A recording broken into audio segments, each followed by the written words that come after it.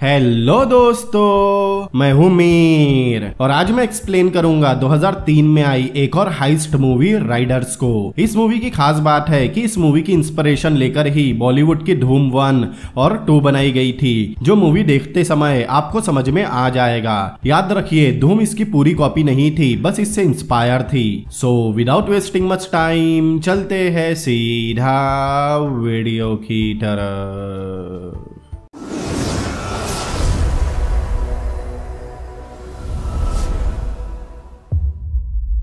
Movie की शुरुआत में ही हमें एक बैंक दिखाया जाता है जहां 3 चोर लोगों को हॉस्टेज बनाकर चोरी कर रहे थे। उनमें से एक लड़की है। एक आदमी जिसने लोगों को संभाल रखा था वो टाइम काउंट कर रहा था। वो लोग तय किए टाइम के अंदर जितना पैसा हो सके उठा लेते हैं। एक आदमी नीचे पड़ी गन उठाने की कोशिश करता है, लेकिन वो चोर उस गन पर गोली मार देता है और पुलिस के बैंक को घेरने से पहले ही वो लोग स्केटिंग करते हुए निकल जाते हैं। वो लोग स्केटिंग करने में इतने एक्सपर्ट थे कि टेबल के ऊपर से भी आराम से जंप कर रहे थे और सीढ़ियों की जगह उसकी रेलिंग से नीचे उतर रहे थे। पुलिस उनके पीछे थी। यहाँ एक बहुत ही बढ़िया सीन आता है, क्योंकि उनमें से वो लड़की पहले एक गाड़ी पर जंप करती है और उससे साइड के ट्रक पर और दूसरी गाड़ी के छत से होते हुए जमीन पर लैंड करती है। अब वो लोग रोड के बीच भाग रहे थे। पुलिस अभी भी उनके पीछे थी। दूसरी तरफ एक स्टोर में एक लड़का फ्रैंक अपने मैनेजर से टी ब्रेक लेकर बाहर जाता है। इस तरफ वो लोग अभी भी भाग रहे थे। तभी वो लोग सीढ़ियों के पास आते हैं। तब उनमें से एक सीधा सीढ़ियों से सामने पुलिस की कार पर जंप करता है और आगे निकल जाता है।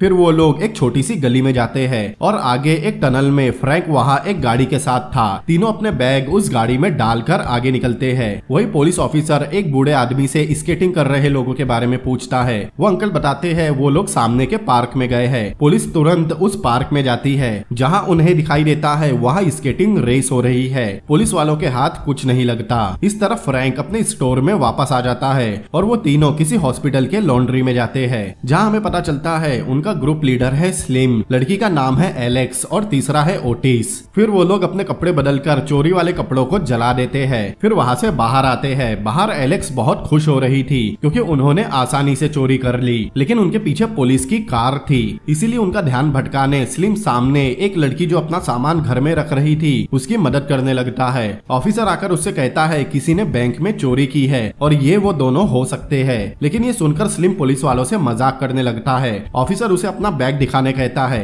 तब स्लिम अपने बैग में से इंश्योरेंस की फाइल निकालता है, क्योंकि वो इंश्योरेंस बेचता है और उस ऑफिसर को ही पॉलिसी बेचने की कोशिश करता है। ऑफिसर परेशान होकर वहाँ से चला जाता है। वही वो लड़की जो सामान रख रही थी, उसे स्लिम का पुलिस से इस तरह बात करना पसंद नहीं आता। स्लिम उस पर लाइन मारने की कोशिश करता है, लेकिन वो उसे भाव नहीं देती। बाद में सभी बहुत खुश हो रहे थे क्योंकि स्लिम का प्लान बिल्कुल परफेक्ट था। तभी टीवी पर उनकी न्यूज आती है कि उन्होंने कितनी सफाई से चोरी को अंजाम दिया। टीवी पर सीनियर डिटेक्टिव जेक बयान देता है कि वो चोरों को जल्द ही पकड़ लेगा। फिर ओटिस स्लिम से अगली चोरी के बारे में पूछता है। यहाँ पता चलता है ये उनकी पहली चोरी थी। उन्होंने $3 लाख चुराए थे। स्लिम चारों में $50,000 बांटता है और 1 लाख अगले काम के लिए रखता है। उसके पास एक और प्लान है, लेकिन स्लिम अगले काम के पहले सभी को ट्रेनिंग करने कहता है। एलेक्स को ट्रेनिंग करना पसंद नहीं था, लेकिन प्लान को परफेक्ट बनाने उनका ट्रेनिंग करना जरूरी है, जिससे स्लिम कभी कॉम्प्रोमाइज नहीं करता। फिर हम डिटेक्टिव जेक को देखते हैं जो पुलिस वालों के साथ मीटिंग कर रहा था। उनके पास बैंक की सीसीटीवी फुटेज थी, लेकिन सभी के चेहरे ढके हुए थे। तभी वहाँ वही लड़की आती है जिसका सामान रखने में स्लिम ने मदद की थी और यहाँ पता चलता है वो लड़की कैरेन एक डिटेक्टिव है। जेक को अपने स्टाफ में एक फीमेल डिटेक्टिव का होना कुछ पसंद नहीं आता, लेकिन वो कुछ कर नहीं सकता था। फिर जेक सभी ऑफिसर को उन लोगों के पीछे लगा देता है। दूसरी तरफ चारों किसी स्विमिंग पूल के अंदर थे।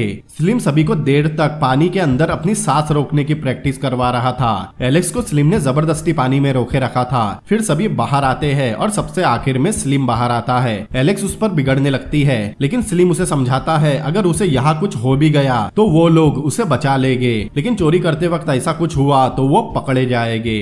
अगले सीन में स्लिम और एलेक्स साइकिलिंग करते हुए कहीं जा रहे थे। सामने ही किसी कंपनी का ट्रक बैंक से पैसे लेकर जा रहा था, लेकिन गार्ड्स के ट्रक में बैठने के पहले ही स्लिम और एलेक्स उन्हें गन पॉइंट पर पकड़ लेते हैं और उन्हीं के साथ ट्रक में आगे जाने लगते हैं। लेकिन ट्रक के पीछे एक और आदमी था, वो रेडियो पर बता देता है कि उन्हें हाईजैक कर लिया गया है और अपनी लोकेशन भी बता देता है। तब स्लिम उससे कहता है उसके पीछे एक लाल गाड़ी आ रही है जिसे ओटिस चला रहा था। स्लिम उस गार्ड से पैसों के बैग उस कार में फेंकने कहता है, वरना वो सामने बैठे दोनों गार्ड्स को मार देगा। लेकिन उनके पीछे पुलिस आ जाती है। उनमें से एक गार्ड उन्हें सरेंडर करने बोल रहा था। तब स्लिम एक बटन दबाता है जिससे ट्रक के पीछे की लाइट जलती है। उन लाइट्स को देखते ही ओटिस वहां से चला जाता है। वो ड्राइवर ट्रक तेज चला नहीं रहा था और उनके बाजू पुलिस की कार भी आ गई थी, इसीलिए स्लिम उसे बाहर पुलिस के कार के बोनट पर फेंक देता है। पुलिस वाला उसे बचाने रुक जाता है। अब स्लिम ट्रक को स्पीड में भगा रहा था और पुलिस की बहुत सारी कार उनके पीछे थी।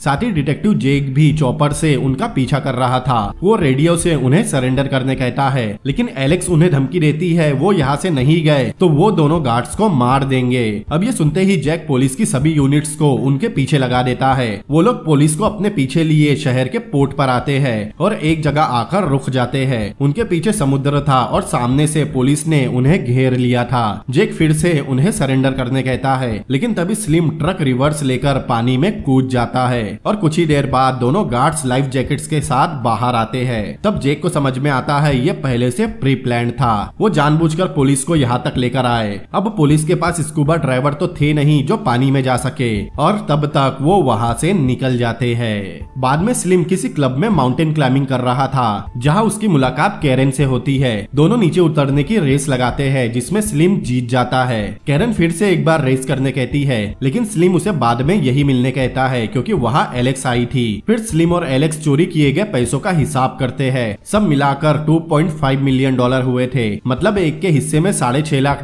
होते हैं जो उनके रिटायरमेंट के लिए काफी नहीं है। तब एलेक्स उसे दिखाती है उसे पैसों के बैग में बेरा बॉन्ड मिला। एक बॉन्ड $1 मिलियन का है और बाकी 19 बॉन्ड एलेक्स के घर में सूख रहे हैं। ये सुनकर स्लिम बहुत खुश होता है क्योंकि उन्होंने $20 मिलियन चुरा लिए थे जो उनके रिटायर होने के लिए काफी था। लेकिन वो इन बॉन्ड्स को किसी भी बैंक में कैश नहीं करवा सकते, इसके लिए उन्हें कोई स्टॉक ब्रोकर की जरूरत पड़ेगी। स्लिम एक स्टॉक ब्रोकर को जानता है, लेकिन उन्हें एक बॉन्ड के $5 लाख मिलेंगे जिससे अब हर एक के हिस्से में $2.5 मिलियन आएंगे। दोनों बहुत खुश थे क्योंकि अब उन्हें और चोरी करने की जरूरत नहीं पड़ेगी। आगे हम एक चर्च में सर्टेन नाम के आदमी को देखते हैं। उससे मिलने कोई आया था। यहाँ पता चलता है वो बॉन्ड्स इस आदमी के बॉस के थे। वो ब्लैक मनी था, इसीलिए वो इंश्योरेंस क्लेम या पुलिस में रिपोर्ट नहीं कर सकते।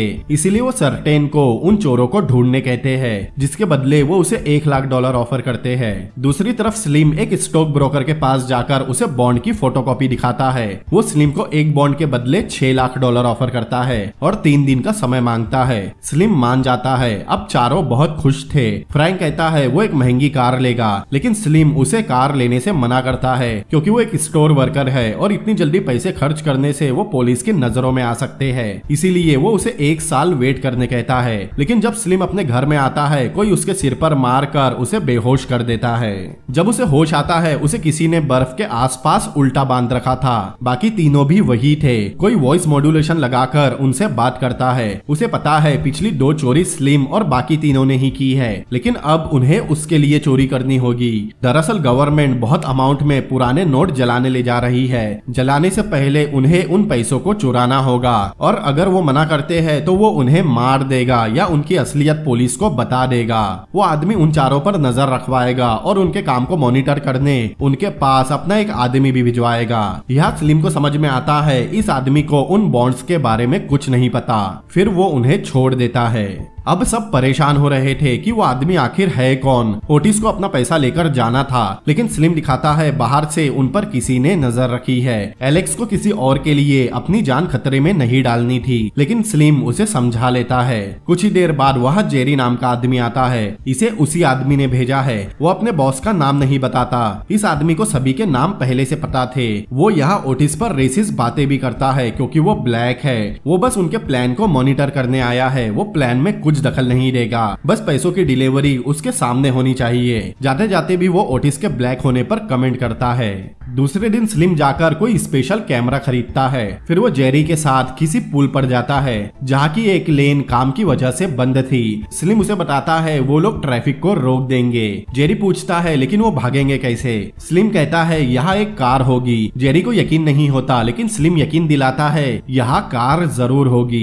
बाद में स्लिम और कैरेन जिम में मिलते हैं और दोनों माउंटेन क्लाइंबिंग का कंपटीशन करते हैं जिसमें कैरेन जीत जाती है। बाद में कैरेन मेन सोना बाथ में जाती है जहाँ वो स्लिम के गर्दन पर एक का टैटू देखती है। फिर दोनों यहाँ यामाकाटा करते हैं। दूसरी तरफ एलेक्स फ्रैंक के घर जाती है। फ्रैंक को कुछ ठीक नहीं लग रहा था। दरअसल उसे फील हो रहा था जैसे वो कल मरने वाला है, लेकिन एलेक्स कहती है वो उसे मरने नहीं देंगे। इस तरफ वो कैरेन के घर में थे। जब कैरेन जाने निकलती है उसके पास गन देखकर स्लिम थोड़ा चौंक जाता है। तब उसे पता चलता है कैरेन पुलिस में डिटेक्टिव है। ये जानकर स्लिम को शॉक लगता है लेकिन वो जाहिर नहीं होने देता। साथ ही कैरेन को चोरों से सख्त नफरत है। अब अगले दिन वो ट्रक पैसे लेकर निकलता है। उसके जाते ही फ्रैंक गैस टैंक का एक बहुत बड़ा ट्रक लेकर उसके पीछे जाता है। कुछ ही दूर जाते ही वो ओटिस को इन्फॉर्म करता है और ओटिस एक और ट्रक लेकर उसके सामने आ जाता है। दूसरी तरफ स्लिम और एलेक्स जेरी को पिकअप करते हैं। स्लिम उससे स्ट्रिक्टली कहता है जब तक बहुत जरूरी ना हो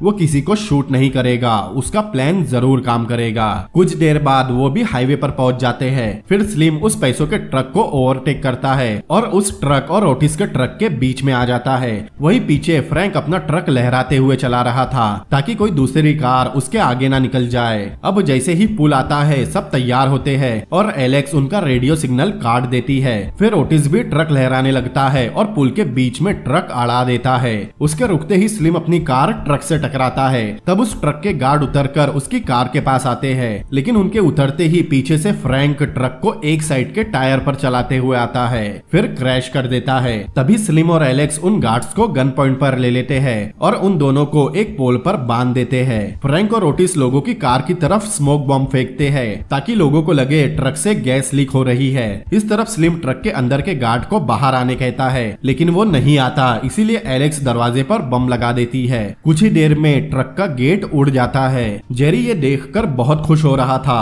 फिर सभी ट्रक में से पैसों के बैग निकालने लगते हैं। वही पुल पर पुलिस भी पहुंच गई थी, लेकिन इस तरफ आखिरी बैग निकालते समय जेरी अंदर के गार्ड को शूट कर देता है। एलेक्स उससे बहस करने लगती है लेकिन तभी वो गार्ड एलेक्स को गोली मार देता है। फिर जेरी उस गार्ड्स को और वहाँ पोल पर बने गार्ड्स को भी शूट कर देता है। स्लिम उसे मारने जाता है लेकिन पहले उसे एलेक्स को बचाना है। फिर वो लोग पैसे और एलेक्स को लेकर तय की गई जगह पर आते हैं। जेरी स्लिम से कार के बारे में पूछता है लेकिन वो कहता है यहाँ कभी कोई कार आने ही नहीं वाली थी। फिर वो लोग पैसों को पैराशूट के साथ नीचे फेंकते हैं। उसके बाद एलेक्स को नीचे भेजते हैं। उन्होंने पहले से ही वहाँ पैराशूट छुपा रखे थे। फिर फ्रैंक और उसके बाद ओटिस भी नीचे कूद जाते हैं। इस तरफ एक ऑफिसर ट्रक के पास आकर गार्ड्स की लाशों को देख लेती है।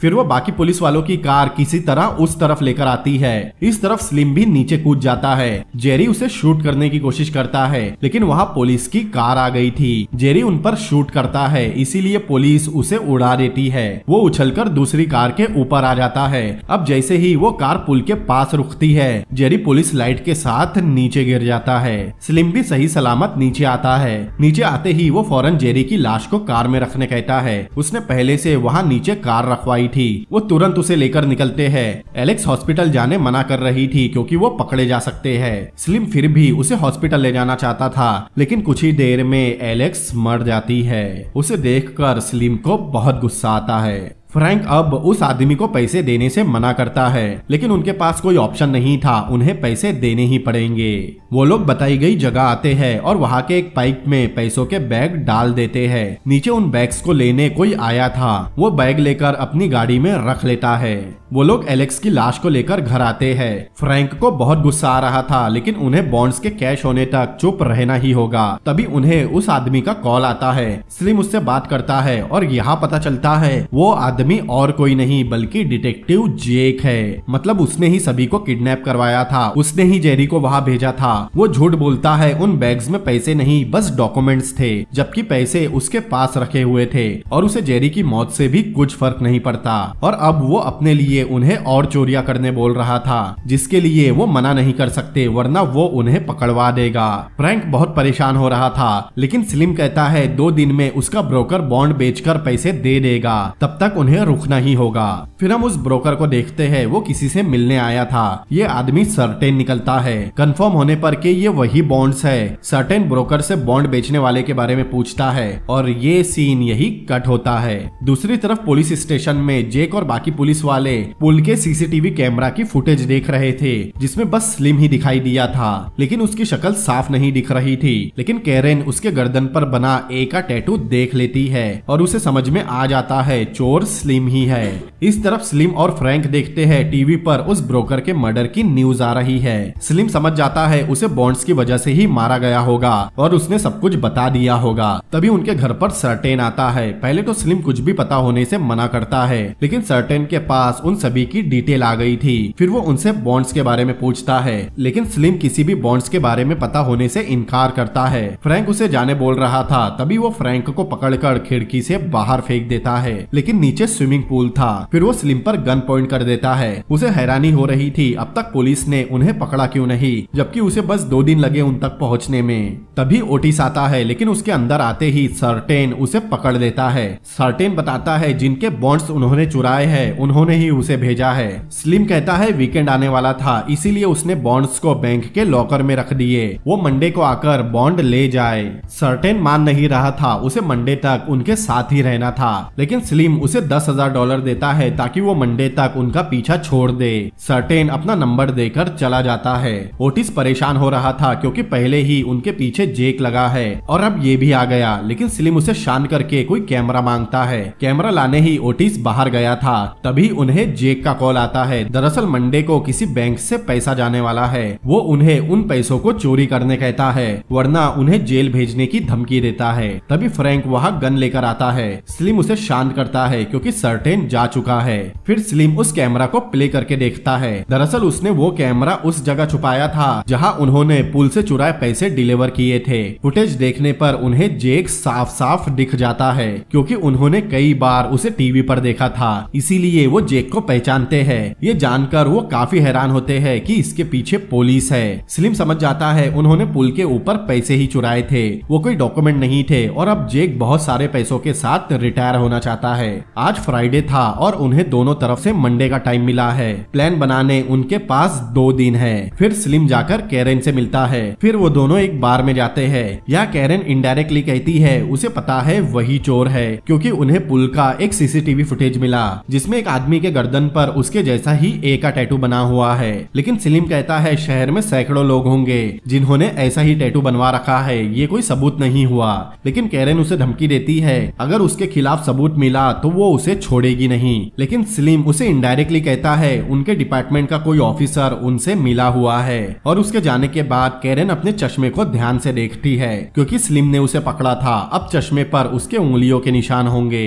अगले दिन स्लिम उस बैंक के पास जाता है जहाँ जेक ने उन्हें चोरी करने कहा है, लेकिन कार में बैठते ही उसे सर्टेन पकड़ लेता है। वो कहता है वो संडे के दिन बैंक के पास क्या कर रहा है। तब उसे समझ में आता है स्लिम इस बैंक में भी चोरी करने का प्लान बना रहा है और अब उसे बॉन्ड्स के साथ इस बैंक की चोरी में से भी हिस्सा चाहिए था। उसे $5 मिलियन चाहिए, लेकिन 5 मिलियन उसके दोस्तों का हिस्सा है। तब सर्टेन उसे अपने दोस्तों को मारने कहता है ताकि उसके पास ज्यादा पैसे बच जाए। वो स्लिम से ओटिस और फ्रैंक को मारने कहता है और जाने से पहले उसे कल सुबह मिलने की जगह फोन पर बताने कहता है। दूसरी तरफ कैरेन जेक को जाकर बताती है वो उस गैंग के एक लड़के को जानती है और उसने पहले इसीलिए नहीं बताया क्योंकि वो पहले खुद श्योर नहीं थी, लेकिन अब उसे पूरा यकीन हो चुका है। लेकिन जेक कहता है ऐसे कई लड़के हैं जो फेम कमाने के लिए इस तरह के काम का क्रेडिट लेना चाहते हैं। लेकिन कैरेन कहती है पुल के वीडियो में से उसे एक सुराग मिला, साथ ही उसके पास स्लिम के फिंगरप्रिंट भी है। साथ ही कहती है डिपार्टमेंट का कोई ऑफिसर उससे मिला हुआ है और ये सुनते ही जेक का मुंह उतर जाता है और जेक कैरेन की इस बात को सिरे से खारिज कर देता है और उसे जाकर पहले इस कहानी का कोई सबूत लाने कहता है। अब रात में पुलिस स्टेशन में ओटिस क्लीनर बनकर आता है और ऑफिसर से कहता है आज यहाँ की क्लीनर बीमार है इसीलिए आज वो आया है। पुलिस वाला पहले उसे अलाउ नहीं करता क्योंकि उसका सिक्योरिटी क्लियरेंस नहीं है, लेकिन ओटिस क्लीनिंग का सामान वही रख कर जाने लगता है और ऑफिसर से खुद ही संडास साफ करने कहता है। तब ऑफिसर उसे रोक रोककर क्लीनिंग करने अलाउ कर देता है। एक ऑफिसर उसे जेक के केबिन के पास लाता है। ओटिस पहले जेक के केबिन को क्लीन करने जाता है। केबिन में अकेला होने पर वो जेक का लॉकर खोलता है और पैसों से भरे बैग खिड़की के बाहर फेंक देता है और नाचते हुए बाहर चला जाता है। बाहर पहले से एक वैन में फ्रैंक था, उसने बैग ले लिए थे और उस वैन में ही उस क्लीनर को उन्होंने किडनैप कर रखा था। अब आता है अगला मतलब मंडे का दिन। आज उन्हें जेक की बताई बैंक भी लूटनी है, सर्टेन को बॉन्ड भी वापस करने हैं। लेकिन पुलिस स्टेशन में जेक ऑफिसर्स को बताता है वो लोग कहाँ और कौन से बैंक में चोरी करने वाले हैं, जो उसे किसी खबरी ने बताई है। और यहाँ पता चलता है जेक ने उन्हें बैंक के पास ही मारने का प्लान बनाया है, क्योंकि उसने पहले ही शहर की लगभग सारी फोर्स को उस बैंक के पास भिजवा दिया है। साथ ही कई सारे ऑफिसर सिविल ड्रेस में बैंक के आसपास तैनात है। लेकिन कुछ ही देर बाद काउंटर पर ऑफिसर उसे बताता है कल रात उसके कैबिन में नया क्लीनर गया था, उसके कैबिन में कोई चीज चोरी तो नहीं हुई। तब जेक तुरंत जाकर अपना कैबिन देखता है, सब कुछ ठीक था, लेकिन लॉकर खोलने पर उसमें बस एक नोट पड़ी थी। तब उसे समझ में आ जाता है स्लिम और उसके दोस्तों को पता चल चुका है वो कौन है। पैसे चोरी होने पर उसे बहुत गुस्सा आता है, इसीलिए वो अपने ऑफिसर को ऑर्डर देता है अगर वो जरा सी भी चालाकी करे तो बेझिझक उन्हें सीधा शूट कर दिया जाए। कैरेन को ये ऑर्डर पसंद नहीं आता। फिर ओटिस और स्लिम किसी वैन में भेज बदल कर निकलते हैं। फ्रैंक पहले ही जा चुका है। इस तरफ बहुत सारे स्नाइपर उस बैंक के सामने की बिल्डिंग पर तैनात थे। एक ऑफिसर जेक को बताता है बैंक के अंदर और बाहर उनके लोग तैनात है। साथ ही बैंक के सामने उनके दो ऑफिसर सादे कपड़ों में ऑर्डर का इंतजार कर रहे हैं। जेक स्नाइपर यूनिट के ऑफिसर को ऑर्डर देता है उनके जरा सी चालाकी करने पर भी उन्हें शूट कर देना। कुछ ही देर बाद वहाँ पैसे डिलीवरी का ट्रक आ जाता है। उसके आते ही सभी यूनिट अलर्ट हो जाती है। ठीक उसके पीछे एक वैन आकर रुकती है। जैसी वैन में कल रात फ्रैंक और ओटिस थे। वैन में से उतरकर कोई आदमी बैंक की तरफ जाने लगता है। तभी जेक उस आदमी को पकड़ने कहता है। सामने बैठे पुलिस वाले जाकर उस आदमी को पकड़ लेते हैं और बाकी पुलिस वाले भी वहाँ आ जाते हैं। उसकी वैन चेक की जाती है, लेकिन जब फ्रैंक वहाँ आकर उसे देखता है वो कोई और ही आदमी था। दूसरी तरफ एक बैंक में से कुछ गार्ड पैसे लेकर निकलते हैं, लेकिन उन्हें स्लिम और ओटिस पकड़ लेते हैं और गार्ड्स को बैंक के लॉकर में बंद कर देते हैं। इस तरफ जेक को पता चलता है वो आदमी अकेला है और उसके वैन में भी कुछ नहीं है। इस तरफ स्लिम और ओटिस बेसमेंट से बैंक के ऊपर आते हैं जहाँ फ्रैंक पहले से था। तीनों वहाँ कुछ फटाके फोड़ते हैं जिससे पूरे बैंक में धुआं हो जाता है। इस तरफ जेक को पता चलता है उन्होंने किसी दूसरे बैंक में चोरी कर ली। वो बैंक शहर के दूसरे कोने में है। इस तरफ तीनों आसानी से उस बैंक से निकल जाते हैं। जेक को पता चलता है तीनों बैंक से निकल गए और उनके पीछे कोई नहीं है, क्योंकि शहर की लगभग सारी यूनिट इस बैंक के पास है। इस तरफ वो लोग भाग रहे थे, लेकिन उनके पीछे एक पुलिस की कार लग जाती है। स्लिम किसी पार्किंग में जाता है। वो कार अब तक उनका पीछा कर रही थी। स्लिम वैन जंप करवाकर रोड पर आ जाता है, लेकिन जैसे ही वो कार जंप करती है सामने से एक बस आ रही थी और पुलिस की कार सीधा बस के अंदर। और उस बस ड्राइवर को कुछ पता भी नहीं चलता, क्योंकि उसने हेडफोन लगा रखे थे। अब उनके पीछे कोई नहीं था। ओटिस और फ्रैंक बहुत खुश हो रहे थे, लेकिन स्लिम उन्हें कुछ बताना चाहता है और उसके हाथ में एक गन थी। इस तरफ किसी रोड के साइड की पार्किंग में सर्टेन उनका वेट कर रहा था। तभी जेक के साथ वाले ऑफिसर को पता चलता है स्लिम की वैन भी उसी पार्किंग में गई है जहां वो उन्हें पकड़ सकते हैं। तभी उस पार्किंग में स्लिम की वैन आकर रुकती है। सर्टेन उतरकर उसके पास आता है। वो स्लिम से ओटिस और फ्रैंक के बारे में पूछता है। स्लिम बताता है उसने दोनों को मार दिया। सर्टेन जाकर देखता है पीछे दो लाशें ढकी पड़ी थी। सर्टेन को चेक करना था, इसीलिए वो उन पर और गोली चलाता है, लेकिन वो सच में लाशें ही थी। सर्टेन को भी यकीन हो जाता है वो लाशें ही है। स्लिम उसे बॉन्ड और उसके पैसे देने अंदर बुलाता है। अब जैसे ही सर्टेन आकर स्लिम के पास बैठता है, सीट से क्लिक की आवाज आती है। तब स्लिम बताता है उसकी सीट के नीचे लैंडमाइन लगा है और अब वो जरा भी हिला तो उसके छींचड़े उड़ जाएंगे। अब यहाँ दोनों में हाथापाई होने वाली थी, लेकिन तभी वहाँ पुलिस फोर्स पहुंच जाती है। पुलिस उस वैन को चारों तरफ से घेर लेती है। जेक और कैरेन भी वहां पहुंचते हैं। जेक उन्हें बाहर निकलने कहता है। कैरेन जेक को उन्हें शूट करने से रोकने आई थी। जेक उन्हें 10 सेकंड का टाइम देता है, वरना वो उन्हें शूट करवा देगा। वैन के अंदर सर्टेन था। सारे पुलिस वालों ने वैन पर निशाना लगाया हुआ था। इधर जेक 10 तक गिन रहा था। सर्टेन को लगता है स्लिम उसे बेवकूफ बना रहा है और जैसे ही वो सीट से उठता है वैन ब्लास्ट हो जाती है, जिस ब्लास्ट में कुछ पैसे भी उड़ उड़ते हैं। जेक ब्लास्ट को देखकर बहुत खुश हो रहा था। कुछ देर बाद जेक मीडिया में बयान दे रहा था। उसके हाथ में बचे कुचे नोट थे। वही पुलिस स्टेशन में कैरेन के लिए एक पार्सल आया था।